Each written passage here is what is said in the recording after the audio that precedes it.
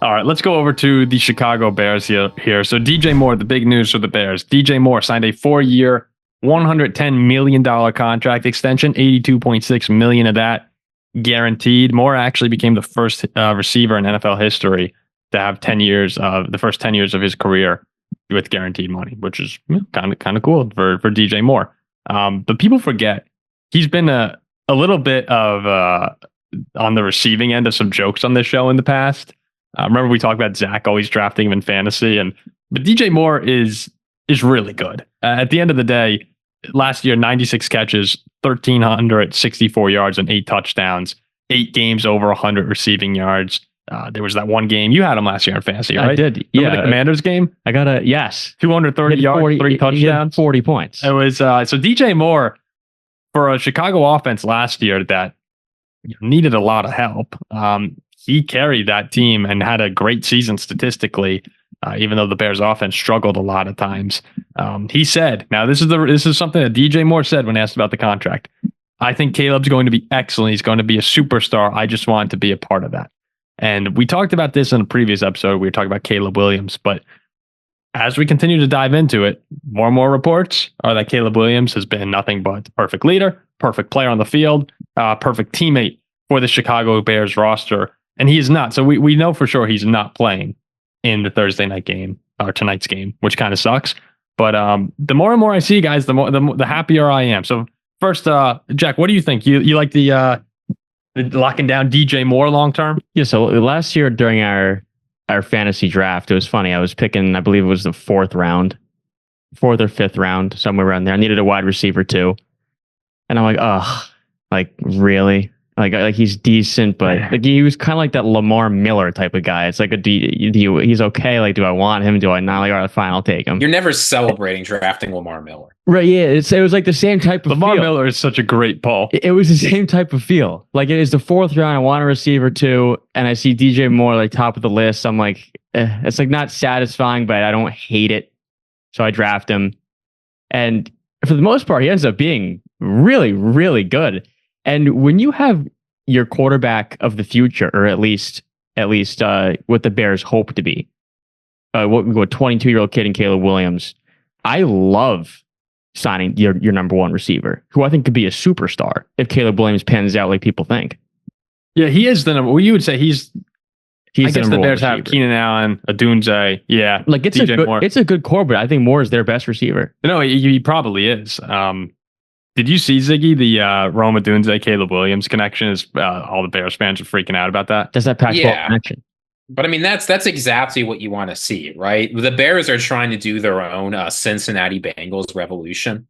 Obviously, a little bit different than what the Bengals did with Joe Burrow in terms of the order, but just surround your young quarterback with as many talented receivers, young, old, whatever, as you possibly can, and just let it ride. So like getting DJ Moore, you see the deals that wide receivers are signing for. 4 years, $110 million is not an unreasonable number. And then you combine that with the fact that DJ Moore, really for the first time in his career, as you say, he's produced all this despite bad QB play, despite never really having guys next to him who are much of a threat. Like, I'm sorry, Darnell Mooney and DJ Chark, but like you guys are not, you're not Keenan Allen and Rome Odunze. I like what the Bears are doing. They're taking advantage of the fact they've got a cheap rookie quarterback and just trying to build a supernova offense around him. And then, if Caleb Williams can't do it, there's no excuses. You know that he's not the guy. And if he does, your upside is enormous. I remember I was talking with someone about it today. At USC, Caleb Williams would scramble in the pocket for like 10 minutes and then throw it downfield to someone who had no one within 10 yards of him. You don't get a lot of opportunities like that in the NFL.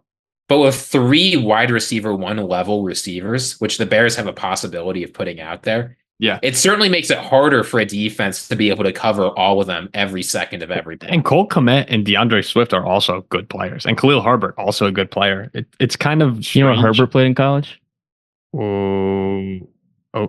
Oak State.